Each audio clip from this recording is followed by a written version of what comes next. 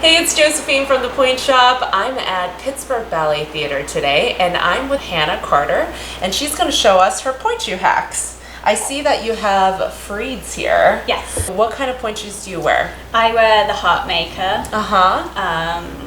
With a 4.5 single X. And I have a 3/4 shank. Okay, so you get the wing blocks? Yes. So wing blocks are the type of Freeds that have a little bit more paste on the sides, so they're a little bit harder in the box. And then she gets it 3/4, so you have a lot of support in the front. Yeah.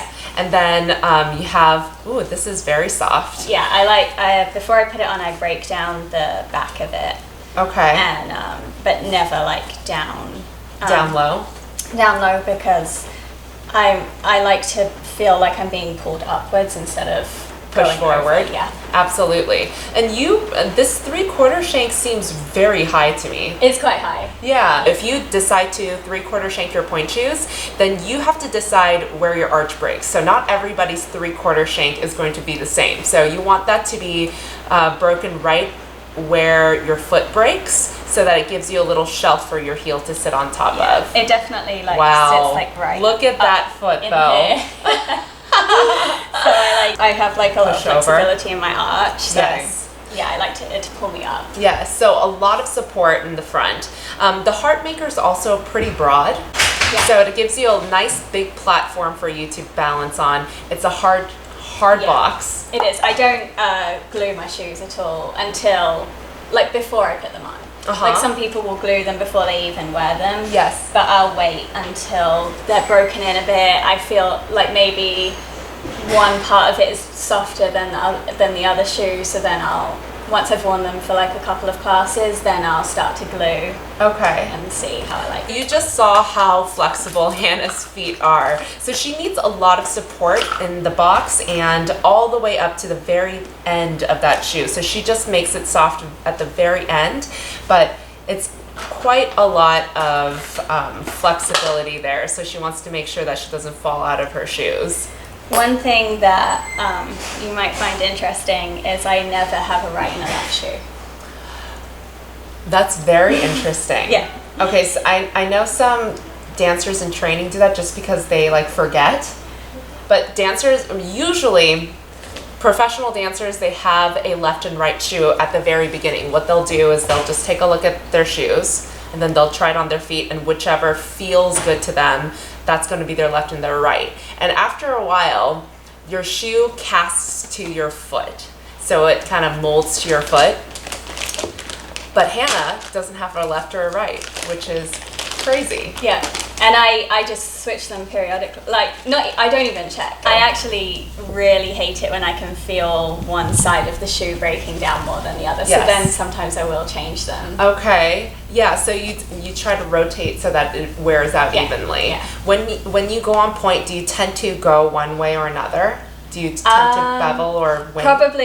Probably towards my big toe, just because my toes are like more slanted. tapered. Yeah, but more than anything, I always I can go too far over, which is why I like the darning, because it almost feels like a barrier to stop me from pushing further over. So there's a lot of reasons why people darn. Most professional dancers darn their pointe shoes, especially if they have a Freed.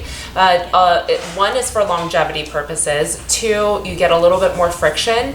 And the third reason is so that you have a little bit more edge towards the end. And that's why Hannah has this. She pushes forward too far. Obviously, her beautiful flexible feet. You can't stop that. So, well, you can actually with darning. So this is what she's doing. Yeah. You see what she's holding right now? That's a little piece of TheraBand. Yeah. So I've seen ballerinas do this. It just has a better grip. You just get really sweaty. Yes. And then they're so hard to push through. Exactly. That it really, when I found that this is a great hack. It's a great hack. Yeah. I always forget to talk about this, but I see ballerinas do this all the time. I loop it and knot it at the end. And I always start from the edge. This corner, yes. And I will feed it in. The first one's always the wonky one, because that's my setup. And then I go back to this corner and I go a little bit further out this next time. I loop it, it's very easy, and I loop it through, and I pull it. So now I have a little loop. Yeah, so this is a different way. Then I start from in here. And I do exactly the same thing. And I keep my thumb there so that it doesn't pull all the way through. And I do this. And then the second time, once I've done a whole one circle, then instead, I'll just go back over it. Then I start going across. So I'll go under this way, still loop it through. And then the next time I'll go under and come out the outside of the circle. Right. So I bend it backwards this way. I'm always really careful not to do too much. I would rather do less. And then I bend this way. Okay. And then I always break down the sides just a little bit. And sometimes I'll do like a little wiggle here. Yeah. And honestly, that's really all I'll do. And then I put them on. I wore these just now for class for the very first time. And then and then I'll do a lot of releves. So you use your foot more. Yeah. You use your foot more to break your shoes than your hands. I like to do a lot of like releve up on point and then just do my toes. Got it. Because I really don't like this part to be too hard. Right. Have you always had heart? No, I used to have L, and I'm going to give away my secret now, that he is the closest to L that you can get, but he's less common.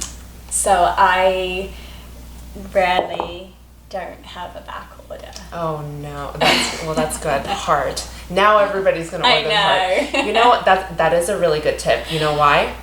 Elle is retiring. That's what I heard. Yeah. So all of you who are in the Elle maker, heart maker. Now heart maker is gonna be back ordered. And you normally sew your shoes with dental floss? Yep, just floss. Perfect. Yes. And she uses the ribbon that has the elastic in the middle. Yeah. So this is like called a tendonitis ribbon or a partial stretch ribbon. These are great if you need support. You can still pull it up. It's more supported than the all stretchy ribbon, but it has a little bit more give than the all satin ribbons. So and this is good. I use them. I rotate them. I probably have like a set of 20, and I just rotate back through them. They last a long time. This is a very sturdy ribbon.